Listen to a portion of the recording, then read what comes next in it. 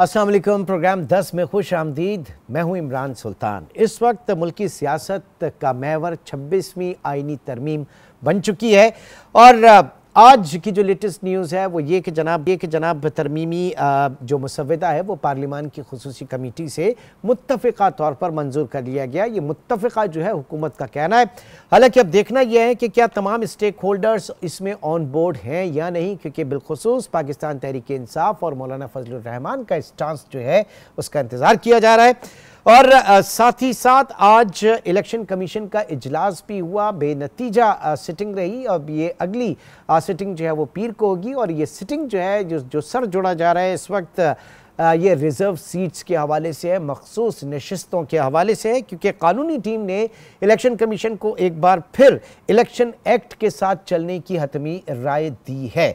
दूसरी जानिब इसी दौरान आज ज़ाहिर के इलेक्शन कमीशन का इजलास भी था और आज एक बार फिर हमने देखा कि इसी फैसले के हवाले से जो 8 रुकनी अक्सरियती जजेस हैं उन्हें एक बार फिर वजाहत जारी कर दी है और ये वजाहत बार फिर इस बात को अफर्म किया गया कि आईनी तरमीम 12 जुलाई के फैसले को गैर मुअस्सर नहीं कर सकती। वाज़ेह है कि 12 जुलाई का फैसला पाकिस्तान तहरीक इंसाफ के हक में था, उनके फेवर में था।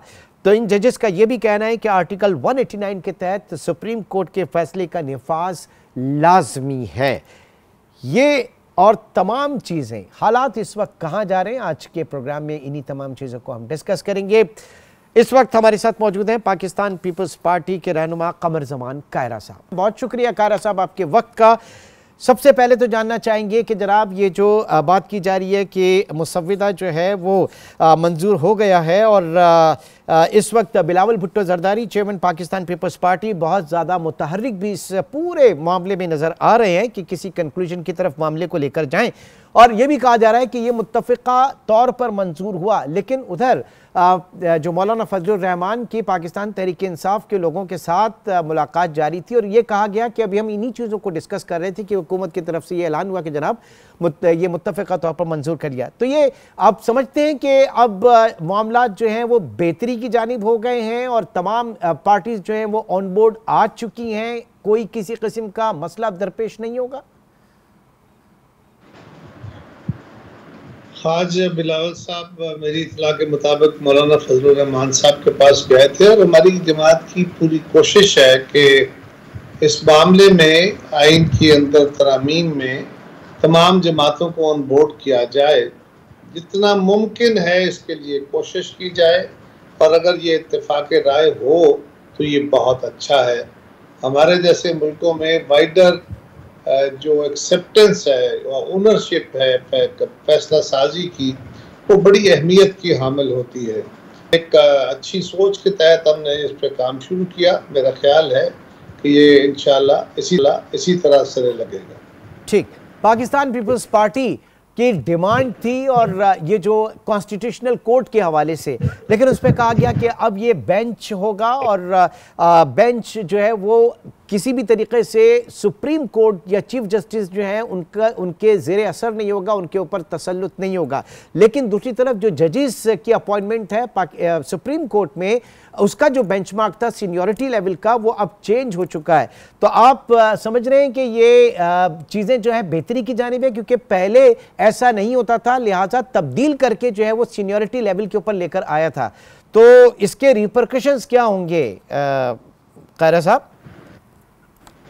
पहली तो जजेस की अपॉइंटमेंट का इशू हाई कोर्ट्स के अंदर तो बड़ा सीरियस तवज्जो तलब है कि वहाँ पे हाई कोर्टों के अंदर जज साहिबान ऐसे आने चाहिए, उनका तरीक़ाकार तब्दील होना चाहिए जो इस वक्त मौजूदा है, मुरव्वज है। दुनिया में कहीं नहीं है कि जज ही जजों को अपॉइंट करें और जज ही अपनी सीनियरिटी तय करें, जज खुद ही अपनी तनख्वाहों के फैसले करें, खुद ही अपनी मराहत के फैसले करें, ऐसा कहीं नहीं। ये पाकिस्तान में यूनिकली हो रहा है, इसको दुरुस्त होना बड़ा ज़रूरी है। दूसरा, जो जजेस की सीनियरिटी के मुताबिक एलिवेशन है, सुप्रीम कोर्ट के चीफ जस्टिस साहब जो हैं उनका फैसला भी सुप्रीम कोर्ट ने खुद ही कर लिया था। और हमारे साथ हिंदुस्तान है, बांग्लादेश है, ये बाकी ममालिक हैं, हमें उन ममालिक के साथ ही चलना चाहिए, उनके तर्ज के मुताबिक ही चलना चाहिए। और एक ऐसा तरीकाकार जो अवाम के नुमाइंदे तय करें, वो तरीकाकार जो है वो प्रिवेल करना चाहिए। यही असलूब है। मेरा ख्याल है इसमें कोई बड़ा इख्तलाफ भी नहीं होगा। अच्छा, जहां तक ताल्लुक यह है कि सुप्रीम कोर्ट के चीफ जस्टिस का तकर्रर वो पैनल से आना चाहिए और चीफ एग्जीक्यूटिव का या एक कमेटी का बहरहाल ये इख्तियार बनना चाहिए, उसमें कोई दूसरी राय नहीं है। और ये अमल हाई कोर्ट्स के अंदर भी होना चाहिए, उससे भी बेहतरी का अमल होगा, कोई शक नहीं है।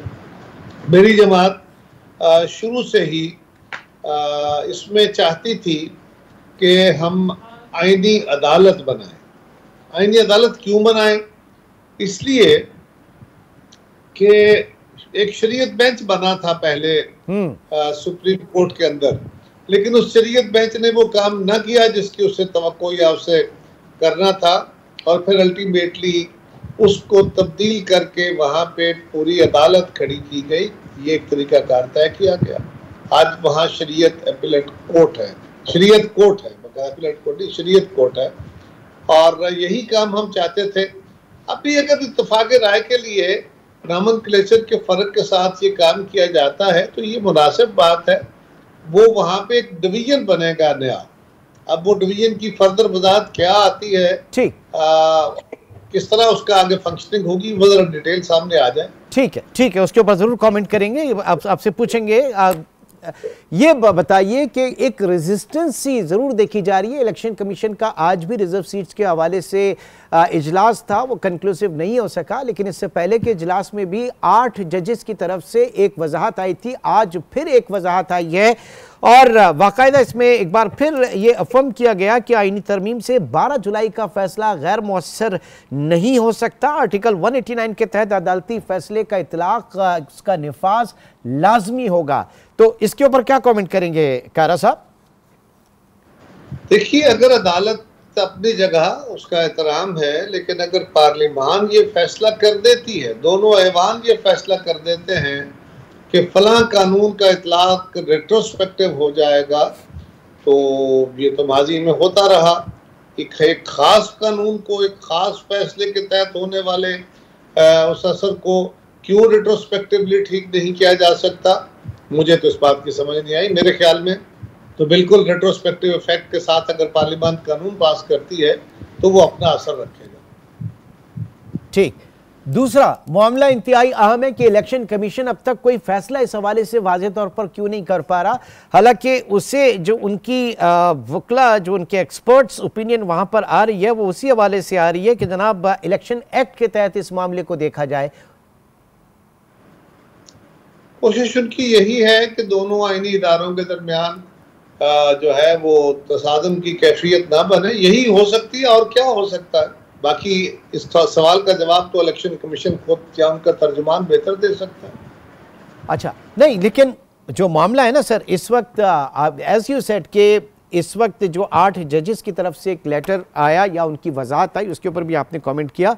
अब इसमें क्या मामला आपको नजर आ रहा है कि इन सारी चीजों के साथ सूरत हाल जो है वो बेहतरी की तरफ आगे जा रही है, या फिर मामला फिर ये पूरा का पूरा मामला एक बार फिर सुप्रीम कोर्ट में जाएगा और सुप्रीम कोर्ट में लार्जर बेंच जो है वो इस जाके इस मामले को देखेगा, या इस लेवल पे आप समझ रहे हैं कि जनाब इस कंसेंसस के साथ ये निमट सकता है? मामला अटका हुआ है, इसमें तो कोई शक नहीं। सुप्रीम कोर्ट अपनी जगह पे अपने मामले को लेके बैठी है, और जो फैसला दिया गया था और इससे पहले जो आर्टिकल 63 के तहत फैसला दिया गया था, दोनों फैसलों के ऊपर ज्यूरिस्ट की राय जो है वो बड़ी मुतसाद है, मुतसादम है, एक दूसरे से इसमें इख्तलाफ है। कुछ लोगों के ख्याल में ये फैसला दुरुस्त है और काफ़ी सारे लोगों के ख्याल में ये फैसला आइन से मावरा है। ये अदालत ने अपने इख्तियार से तजावुज़ किया है, लिहाजा इस पे कोई कानूनी मशवरा आने के बाद ही फैसला हो पाएगा। ठीक। अच्छा, अब पाकिस्तान तहरीक इंसाफ जाहिर है कि वो इस वक्त चाह रही है कि कोई भी फैसला हो किसी भी किस्म का, वो बानी पीटी से हो, उनसे मिलने के बाद हो। और कुछ खबरें ये भी आ रही हैं कि बिलावल भुट्टो ने भी इसके ऊपर अफर्म किया है कि वो मुलाकात बिल्कुल होनी चाहिए। तो क्यों नहीं करवाना चाह रही हुकूमत, या ऐसा क्यों मुमकिन नहीं हो रहा? ये सवाल तो आप हुकूमत से पूछिए, मैं तो हुकूमत में नहीं हूँ। मुझे उसकी तफसील का इल्म भी नहीं है क्योंकि मैं पार्लियामान में नहीं हूँ, मुझे नहीं पता कि वो चले होनी तो चाहिए इसके ऊपर होनी चाहिए कि नहीं होनी चाहिए। बिलावल भुट्टो तो आगे बढ़ रहे हैं ना। एक बेटर सेंस के लिए अगर मुलाकात हो जाए तो हर्ज नहीं है, लेकिन हुकूमत बेहतर फैसला कर सकती है। ठीक। और जब जाते जाते लास्ट में आपसे 1 मिनट और लेना चाहूंगा और उस पे ये कि इस वक्त समझ रहे हैं कि इस तमाम मामलात के अंदर जो सफ़र कर रहा है वो पाकिस्तान की रियासत कर रही है, और दूसरा ये कि जो लोगों की तवज्जो कभी एक तरफ चली जाती है, कभी दूसरे मामले की तरफ चली जाती है। रियासत किस तरह से आगे बढ़ेगी, एक इंक्लूसिव माहौल के हवाले से बताइएगा जिसमें तमाम सियासी जमातें जो हैं वो अगर एक एक कदम पीछे भी हटना पड़ा रिपोजिशनिंग करके और इस रियासत पाकिस्तान को आगे लेकर चलना चाहें, तो इसमें किसकी क्या जिम्मेदारी बनती है तरजीहात के हवाले से स्टेक होल्डर्स की। कैरा साहब देखिए, एक बड़ा सिंपल कुलिया है। तमाम सियासी जमातों को चेयरमैन बिलावल ने पार्लिमानी कमेटी के पहले अजलास में ये गुजारिश की थी कि हमें अपने अपने पॉइंट ऑफ व्यू से थोड़ा नीचे आने की ज़रूरत है ताकि इस पर कंसेंसस बिल्ड हो सके, कोई अच्छी राय है। अब कौन कौन सी जमात इस पे अमल करती है नहीं करती है ये तो आम वक्त आने पे पता चलेगा, लेकिन ये एक अच्छी सोच है। इसी सोच के तहत बेहतरी हो सकती है। मेरी जमात की ये कोशिश रही, हम ये चाहते हैं कि इत्तेफाक राय हो तो भला, नहीं भी हो तो कानून और आइन के अंदर तरामीम वक्त की ज़रूरत होती है, उस ज़रूरत के तहत की जाती हैं। अगर हुकूमत के पास ये नंबर पूरा है तो आइनी और कानूनी तौर पे उनको ऐसा करने का हक हासिल करना चाहिए। Well it's a big and $1 million question कि हुकूमत के पास नंबर्स पूरे हैं या नहीं। अगर पूरे होते तो शायद ये चीज़ें पहले हो चुकी होती, लेकिन अच्छी बात यह है कि कंसेंसस के साथ बगैर किसी से मतलब लोगों को करप्शन के जरिए या खरीदारी के लिए या हॉर्स ट्रेडिंग के जरिए, बेहतर यही है कि जनाब एक कंक्लूजन के साथ और इंक्लूसिव माहौल के साथ मामलात को तय किया जाए। मेरा ख्याल है बगैर सबूत के हमें कौम के सामने ये बात जिस तरह सारा मीडिया ये हेरसे के ऊपर बात कर रहा है, ये किसी एक के कहने के ऊपर बगैर सबूत इस मामले को बहस कर रहा है कि पैसे दिए जा रहे हैं। सब वो पीटीआई वाले तो कह रहे हैं ना कि 1 से 3 अरब की ऑफर की जा रही है। का नहीं कह रहा, मैं मीडिया को कह रहा हूँ कि कोई बंदा सामने आके नहीं कह रहा, कोई सबूत अभी तक फराहम नहीं किया गया। सिर्फ एक बात की बुनियाद पे कि पीटीआई वाले गाली दे रहे हैं तो उस गाली को मीडिया इतनी दफा चलाए कि वो गाली पक्की हो जाए, ये तो मुनासिब नहीं होगा ना। ठीक, तो इसका फिर वाहिद हल यही है कि एक इंक्लूसिव मूव के साथ आगे बढ़ा जाए। मेरा ख्याल है 1 आध दिन में फैसला हो जाएगा, इस पे इतने जज्बाती होने की जरूरत नहीं है। चलिए, बहुत अभी गवर्नमेंट, थैंक यू, बहुत बहुत शुक्रिया। कमर जमान कायरा इस वक्त हमारे साथ मौजूद थे और बात सही है कि इस वक्त जितनी भी इब्हाम है और जितनी भी इस तरह की चीज़ें हैं उनको एक कंक्लूसिव एफर्ट के साथ जिसमें तमाम स्टेक होल्डर्स शामिल हों, मौजूद हों उसी मामले से, क्योंकि यही एक देरपा हल होगा। अदरवाइज कोई भी अमेंडमेंट होती है उसमें कुछ ना कुछ प्रॉब्लम्स जो हैं वो सामने आएंगी। एक छोटा सा ब्रेक के बाद इसी मौजू को मजीद आगे लेकर चलते हैं।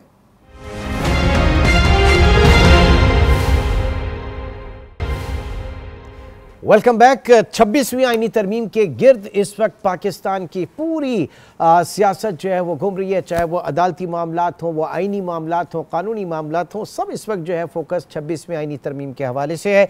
हमारे साथ इस वक्त मौजूद हैं जस्टिस रिटायर्ड वजीउद्दीन अहमद साहब। बहुत शुक्रिया सर आपके वक्त का, आपके कीमती वक्त का।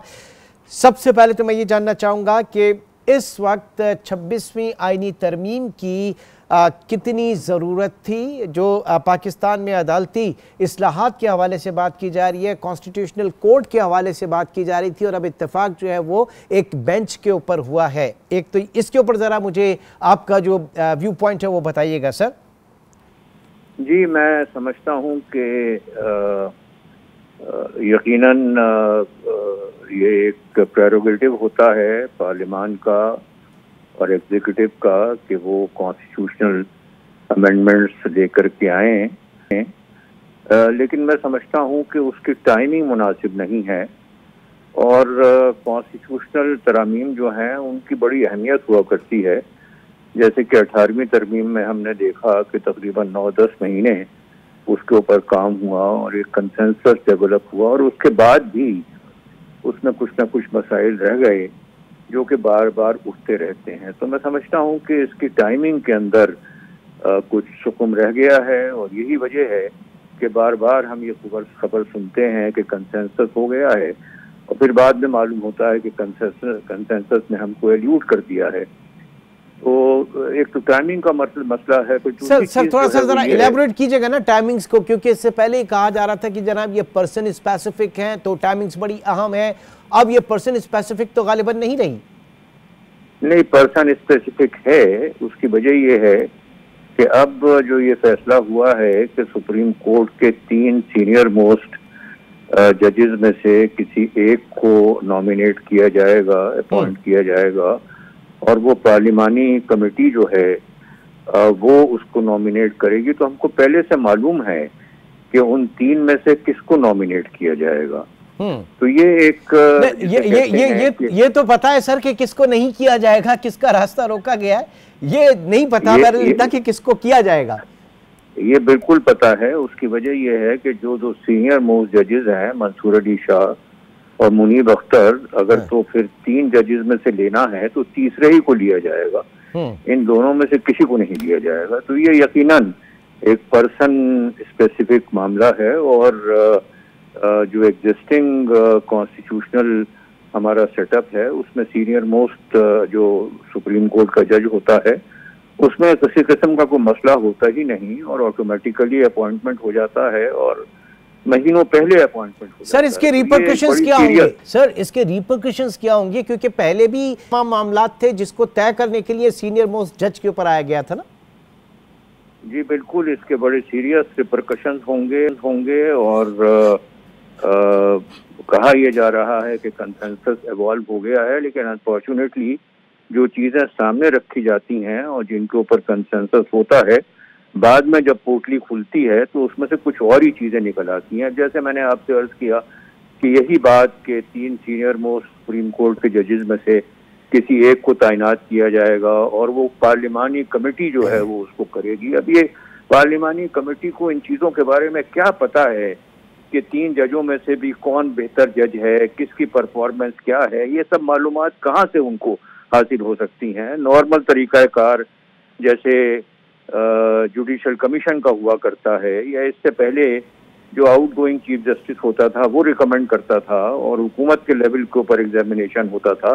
और इस सिलसिले में एक जिसे कहते हैं मार्कत उरारा केस भी हमारे यहाँ 1900 गालिबन 96 में डिसाइड हुआ, जिहाद केस कहलाता है, और उसमें ये कहा गया कि जो सीनियर मोस्ट जजेस हैं उनका इस्तेकाक होता है और उनको बाईपास नहीं किया जा सकता जब तक के कोई कंपेलिंग रीजन ना हो। तो ये तमाम जो बैकग्राउंड मौजूद है, तो मैं समझता हूँ कि इसमें प्रॉब्लम्स पैदा होंगी। और मैं एक बात आपसे और अर्ज करना चाहता हूँ जी कि कॉन्स्टिट्यूशन एक कंसेंसस डॉक्यूमेंट होता है। कॉन्स्टिट्यूशन एक ऐसा बेसिक डॉक्यूमेंट होता है कि जिसके ऊपर तमाम यूनिट्स की कॉन्करेंस की ज़रूरत है। अब वाज़ेह तरीके से खैबर पख्तूनख्वा की असेंबली ने तो बिल्कुल साफ कह दिया है कि हम जब तक इन मामलात के मुतालिक हमको कॉन्फिडेंस में नहीं लिया गया और तमाम वो चीज़ें नहीं हुई कि जिसके ऊपर के उसूली तौर के ऊपर ताउन किया जा सके, तो हम ताउन नहीं करेंगे। तो अगर चीज़ों की इब्तिदा इस तरह से होती है और कॉन्स्टिट्यूशनल मामलात होते हैं, तो मैं समझता हूँ कि मुल्क के मसाइल वैसे ही कौन से कम हैं जो आप उनमें मजीद इजाफा करना जा रहे हैं। ठीक सर, आज एक डेवलपमेंट ये हुई कि 8 अक्सरियती जजेस जो है उन्होंने एक बार फिर वजाहत जारी कर दी है और उनका ये कहना है कि आईनी तरमीम से 12 जुलाई का फैसला गैर मुअस्सर नहीं हो सकता। आर्टिकल 189 के तहत अदालती फैसले का निफाज क्या कहेंगे सर? ये दूसरी दफ़ा 8 अक्सरियती जजेस ने वजाहत जारी की है और ये मामला है रिजर्व सीट्स के हवाले से। ये इसलिए जारी करने की ज़रूरत पड़ी कि वहाँ पर जिस तरीके से अमेंडमेंट लाई जा रही है उसमें एक तरमीम ये भी है कि जिस वक्त के किसी भी वक्त मौजूद इलेक्शन कमीशन के मेंबरान की टेन्योर एक्सपायर करने वाली हो, तो ये ज़रूरी नहीं है कि नए लोग अपॉइंट किए जाएं, बल्कि पार्लियामान में एक करारदाद के ज़रिए से उनको एक नई टर्म दे दी जाएगी। तो वहाँ पर जो वो 5 लोग वहाँ बैठे हुए थे, वो उनके सामने एक चीज डेंगल की जा रही थी कि भाई अगर आप हमारे साथ चलेंगे तो हम इस तरह की तरमीम लेकर के आ रहे हैं कि एक रेजोल्यूशन के जरिए से आपको 5 साल और दे दिए जाएंगे। तो मैं समझता हूं कि जिस वक्त के ये मामला सामने आए होंगे तो सुप्रीम कोर्ट के 8 जजेस जो कि यकीनन इन तमाम चीज़ों से वाकिफ हैं कि क्या हो रहा है, उन्होंने महसूस किया होगा कि इलेक्शन कमीशन को मुतनब्बा करने की ज़रूरत है, बताने की ज़रूरत है कि आप क्या कर रहे हैं और इस सारे पैकेज के अंदर आपके लिए क्या है और किस किस्म के लालच जो हैं वो आपको दिए जा रहे हैं। तो मेहरबानी करके उस लालच में ना आइएगा। अच्छा, इन दी एंड सर, पार्लियामान से ये मंजूर हो जाती है तरमीम, तो आप ये फरमाइएगा कि फिर क्या प्रिवेल करेगा? मैं ये समझता हूँ कि अगर कंट्रोवर्सी रहेगी और अगर तो ज़ाती मफादात रहेंगे और अगर तो सेल्फ प्रिजर्वेशन इसके बैकग्राउंड में रहेगी तो ये तरमीम ज़्यादा अरसे ठहरने वाली नहीं होगी। तो फिर एक कॉन्स्टिट्यूशनल अमेंडमेंट के जरिए इसको रिवर्स किया जाएगा? बिल्कुल, कॉन्स्टिट्यूशनल अमेंडमेंट को एक और अमेंडमेंट के जरिए से भी रिवर्स किया जा सकता है। और जैसा कि जिन ममालिक के अंदर कॉन्स्टिट्यूशन की सुप्रीमेसी होती है वहाँ पर सुप्रीम कोर्ट भी इस किस्म की तरामीम को जो कि बेसिक स्ट्रक्चर को वायोलेट कर रही होंगे उनको अपसेट कर सकती है, जैसा कि इंडिया में हो चुका है। हमारे यहाँ हमारे सुप्रीम कोर्ट ने भी गालिबन कम अज कम 2 मवाकों के ऊपर इस तरह की अमेंडमेंट्स को के ऑपरेशन को स्टे कर दिया था। ये हमारे यहाँ भी हो चुका है। ठीक सर, जाते जाते एक अहम चीज़ और मैं चालू करना चाहूँगा। इलेक्शन कमीशन का दूसरा मुशावरती इजलास भी आज बेनतीजा ख़त्म हुआ। अब नई बैठक जो है फर्दर वो पीर को होगी और कानूनी टीम की इलेक्शन एक्ट पर अमल करने की हतमी तजवीज़ इस वक्त दी जा रही है। तो इलेक्शन कमीशन क्यों फैसला नहीं कर पा रहा है कोई? इसीलिए ना, जैसे मैंने आपसे अर्ज किया कि उनके सामने कोई चीज़ डेंगल की जा रही है कि भाई एक तरफ 5 साल मजीद हैं और दूसरी तरफ हमारे जो आपसे एक्सपेक्टेशंस हैं वो पूरा करना है। तो इसीलिए मामलात का फैसला नहीं हो रहा ना, और क्या वजह है। ठीक है जी, बहुत बहुत शुक्रिया। जस्टिस वजीउद्दीन अहमद रिटायर्ड हमारे साथ मौजूद थे। नाज़रीन, एक छोटे से ब्रेक की कॉल, ब्रेक के बाद प्रोग्राम को मजीद आगे लेकर बढ़ते हैं।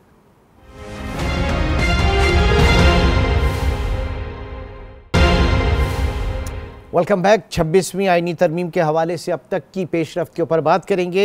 साबिक chairman Pakistan bar council Hasan Raza Pasha साहब इस वक्त हमारे साथ मौजूद हैं। बहुत शुक्रिया सर आपके वक्त का। सबसे पहले तो जानना चाहेंगे कि इस वक्त ये कहा जा रहा है कि मुसव्विदा जो है वो पार्लियामान की खुसूसी कमेटी से मुत्तफ़िक़ा तौर पर जो है वो मंजूर हो गया है। क्या खबरें हैं? जो बात की जा रही थी, पाकिस्तान तहरीक इंसाफ और मौलाना फजलुर रहमान अभी वो डिस्कस ही कर रहे थे कि जनाब यहाँ से ये पार्लियामान से मंजूरी की बात हुई और फिर गौहर साहब का ये स्टेटमेंट है कि जिन चीज़ों पे हम मौलाना साहब से बात कर रहे थे वही चीज़ मंजूर हुई हैं। तो आप सब कुशल मंगल है, सब सारी चीज़ें ऑन बोर्ड हो गई हैं सारी चीज़ें? मेरा ख्याल है कि ऐसी बात नहीं है। हाँ, ये हो सकता है कि जिन पार्लिमानी कमेटी में जो मौजूद थे उन्होंने इत्तफाक़े राय कर दिया हो, लेकिन इसमें हम मौलाना साहब को और पीटीआई के जो अपोजिशन लीडर हैं वो उनकी मंशा इसमें शामिल नहीं समझेंगे और मुत्तफ़िक़ा नहीं करार पाएगा। जब तक barrister Gauhar being chairman PTI और मौलाना साहब बतौर सदर चेयरमैन जमीयत उलमाए इस्लाम अपनी कॉन्सेंट नहीं देंगे, इसको मुत्तफ़िक़ा कहना मुनासिब नहीं है। अच्छा, अब आपको क्या लग रहा है कि किन पॉइंट्स के ऊपर जो है वो एग्रीमेंट नहीं है, डिसएग्रीमेंट है, इस वक्त डिसकम्फर्ट है मौलाना साहब का या पीटीआई का? मेरा ख्याल है कि कुछ 2-4 मामलात ऐसे हैं जिन पे इनका इत्तफाक़े राय नहीं हो रहा। अब चूंकि वो सारे अपने अपने मुसव्वदे लेके बैठे हैं, पब्लिक तो हुए ही नहीं है। मैं ये कह नहीं सकता। ये तो जो टीवी पे जो खबरें आ रही हैं, मीडिया से हम सुनने में आ रहा है, तो उनमें कुछ है ऐसे बहाम जिसमें जजेस की तकर्री का है और जो उस हवाले से मुझे लग रहा है फिर आर्टिकल 199 में अगर कोई तरमीम है या आर्टिकल 8 में जो हमारे पास मुसव्वदा आया था उसमें तो आर्टिकल 8 की में तरमीम तजवीज़ नहीं की गई थी। तो यकीनी तौर पे कुछ ऐसी चीज़ें हैं जिन पे पीटीआई और अलामा साहब ने, मौलाना साहब ने जो है वो स्टैंड लिया हुआ है। ठीक, अब बहैसियत मेंबर पाकिस्तान बार काउंसिल आप क्या स्टैंड है, क्योंकि कॉन्स्टिट्यूशनल कोड की पहले बात की जा रही थी लेकिन अब इत्तेफाक राय जो है वो एक बेंच के ऊपर हो रहा है, तो किस तरह से देखते हैं ये अदालती रिफॉर्म्स, क्योंकि इसके ऊपर ये भी कहा जा रहा है कि इसकी टाइमिंग्स जो है वो बड़ी इंपॉर्टेंट है। रिफॉर्म्स बिल्कुल सही है लेकिन टाइमिंग्स जो है उससे बड़ी कंट्रोवर्सी है। देखिए, परसों जब इत्तेफाक राय की बात हमने सुनी तो हमें लगा कि हुकूमती इत्तेहाद ने स्टेप डाउन किया है और कॉन्स्टिट्यूशनल कोर्ट के बजाय कॉन्स्टिट्यूशन बेंचेस पे एग्री कर गए, तो ये बड़ी अच्छी बात थी और हमने इसको अप्रिशिएट किया था। और हम ये समझते हैं कि अगर आप आइन में अमेंडमेंट करने जा रहे हैं तो तमाम पॉलिटिकल पार्टीज को अगर ऑन बोर्ड लेते हैं और उनकी कॉन्सेंट शामिल होती है तो दोनों फ्रीकैन को एक एक स्टेप अगर डाउन भी करना पड़ता है तो इसको अना का मसला नहीं बनाना चाहिए और मुल्क के वसी तर मफाद की खातर उनको यकसू हो के मुतफिका तौर पे आईनी अमेंडमेंट आ जाए तो वो ज्यादा बेहतर है, बजाय इसके कि अगर आप कंट्रोवर्शियल रहें और आपका इत्तेफाक राय ना हो तो फिर ये अमेंडमेंट होने के बावजूद ये कंट्रोवर्शियल रहेगी। अच्छा, अब ये 8 जजेस ने आज दोबारा वजाहत जारी कर दी है और उनका वाज़ेह तौर पर यह कहना है कि आईनी तरमीम से 12 जुलाई का फैसला गैर मौसर नहीं हो सकता। आर्टिकल 189 के तहत अदालती फैसले का निफाज लाजमी है। जरा इसके ऊपर भी कमेंट कीजिएगा सर। जी बिल्कुल, आर्टिकल 189 अपनी जगह पे मौजूद है और ये बाइंडिंग है तमाम इंडिविजुअल्स पे, तमाम इदारों पे कि वो सुप्रीम कोर्ट ऑफ पाकिस्तान के फैसले को, डायरेक्शन को, जजमेंट को इम्प्लीमेंट करें। लेकिन प्रॉब्लम ये है कि सुप्रीम कोर्ट ऑफ पाकिस्तान को वजाहत देने की जरूरत नहीं है, या तो ऑर्डर दें। ऑर्डर ऑलरेडी आपका आ गया है तो इसका वाहिद हल यही है कि जो review petition election commission of Pakistan ने दी हुई है या 2-3 पॉलिटिकल पार्टीज ने दी हुई है, आप उसको हेयरिंग के लिए लगाएं और वहां पे फुल कोर्ट बैठ के उन रिव्यू पिटीशन पे फैसला करें तो ये ज्यादा बेहतर और साहिब है। लेकिन आप वजाहत जो जारी कर रहे हैं और आप देख रहे हैं कि election commission of Pakistan reserve seat के हवाले से कोई फैसला करने जा रहा है तो आपने वजाहत जारी कर दी। और इत्तफाक देखें कि पहली वजाहत भी उस वक्त आई जब इलेक्शन कमीशन ऑफ पाकिस्तान की मीटिंग हुई इस हवाले से, और दूसरी वजाहत भी उस मौके पे आई जब वो इलेक्शन कमीशन ऑफ पाकिस्तान एक सोचो विचार कर रहा है। काश कि उसका फैसला आने देते तो फिर क्यों वजाहत देते। वैसे कानून में और आइन में वजाहत करने की बात वो कहीं नहीं लिखी हुई। ये अब अपनी तरफ से कुछ जजेस साहबान इस्लामाबाद बैठे हैं और कुछ कराची में बैठे हैं, उन आपस में बात करके एक वजाहती स्टेटमेंट जारी कर दी। वो मेरा ख्याल है मुझे कोई कानूनी मुझे वो समझ नहीं आ रही कि किस आइन के तहत, किस कानून के तहत ये वजाहती बयान जारी हुआ। अच्छा, अब इलेक्शन कमीशन कोई फैसला क्यों नहीं कर पा रहा? मुशावरत वहां पर जारी है, आज भी जो है वो कंक्लूसिव नहीं रहा। अब पीर को दोबारा बैठेंगे जबकि कानूनी टीम जो है वो इलेक्शन एक्ट पर अमल करने की हतमी तजवीज दे रही है। वहां क्या चल रहा है? देखिए, कानूनी टीम अपने अपने हिसाब से एक तजवीज देती है, फैसला तो करना है इलेक्शन कमीशन ऑफ पाकिस्तान ने। और इलेक्शन कमीशन ऑफ पाकिस्तान एक अजीब दो राय पे खड़ा है। एक तरफ पार्टीमान है, दूसरी तरफ आर्टिकल 189 है जो ये कहता है कि सुप्रीम कोर्ट की जजमेंट की बाइंडिंग है। अब दूसरी तरफ रिट्रोस्पेक्टिव इफेक्ट से पार्लिमान ने जो है वो इलेक्शन एक्ट में तरमीम की है जिसको भी चैलेंज किया गया है सुप्रीम कोर्ट ऑफ पाकिस्तान ने। और अल्टीमेटली लगता यही है कि सुप्रीम कोर्ट ऑफ पाकिस्तान का एक लार्जर या फुल बेंच ही इस पे कोई कंक्लूसिव अपनी राय, अपनी जजमेंट देगा तो तभी इम्प्लीमेंटेशन होगी। इलेक्शन कमीशन ऑफ पाकिस्तान बिल्कुल एक अजीब से मकमसे में फंसा नजर आ रहा है। अगर फैसला करना होता तो बहुत पहले कर लेते, उनसे फैसला नहीं हो पा रहा। आपने देखा कितनी सिटिंग्स हुई हैं लेकिन वो किसी नतीजे पे नहीं पहुंचे। आज भी मीटिंग थी और कानूनी माहिरीन की उन्होंने राय ली, लेकिन उन्होंने अगर आपकी इजलाह के मुताबिक ये कहा है कि वो जो अमेंडमेंट आई है उसके मुताबिक फैसला करना है, लेकिन फैसला तो अभी नहीं हुआ। इट मीन्स के अभी election commission of Pakistan exclusively एक नुक्ते पे पहुंचा नहीं। अगर पहुंच जाता तो फिर अगर सुप्रीम कोर्ट ऑफ पाकिस्तान का 8 मेंबर बेंच जो है वो कोई वजाहत भी अगर देनी होती तो उसके बाद देते तो ज्यादा बेहतर था। ठीक, तो मामला फिर किस तरफ बढ़ता नजर आ रहा है, क्योंकि ये चीजें समेट नहीं पा रही हैं, इस वक्त सिमटा नहीं जा रहा है मामला। मामला अनरेस्ट की तरफ जा रहा है, मामला एक अजीब ऐसी डगर पे जा रहा है जो मुझे मुस्तकबिल करीब में सेटल डाउन होना नजर नहीं आ रही। अल्टीमेटली इसकी कुंजी सुप्रीम कोर्ट ऑफ पाकिस्तान के पास है और वो फुल कोर्ट बैठेगी, जब भी बैठेगी ये रिव्यू पिटीशन भी सुनेंगे और उसको भी देखेंगे जो इलेक्शन एक्ट में पार्लियामान ने तरमीम की है। तो ये सारी चीजें इकट्ठे लगा नहीं, तो ये आपको ये मामला 25 अक्टूबर के बाद या उससे पहले सुप्रीम कोर्ट में जब भी होगा, चाहे ये 25 अक्टूबर से पहले आए या 25 अक्टूबर के बाद आए, ये फैसला सुप्रीम कोर्ट ऑफ पाकिस्तान को ही करना पड़ेगा। बहुत बहुत शुक्रिया, बहुत बहुत शुक्रिया। हमारे साथ इस वक्त मौजूद थे साबिक chairman Pakistan bar council Pasha साहब, आपका बहुत बहुत शुक्रिया। नाज़रीन, आज के प्रोग्राम से इतना ही, इंशाल्लाह आपसे कल मुलाकात होगी, क्योंकि अब जितनी रैपिडली और जितनी तेज़ी के साथ हेडलाइंस बदल रही हैं तो मंजरनामा जो है वो मुल्क का बदलता जा रहा है। कल के प्रोग्राम में इंशाल्लाह तमाम चीज़ों को डिस्कस करेंगे। टिल देन टेक केयर, अल्लाह हाफिज़।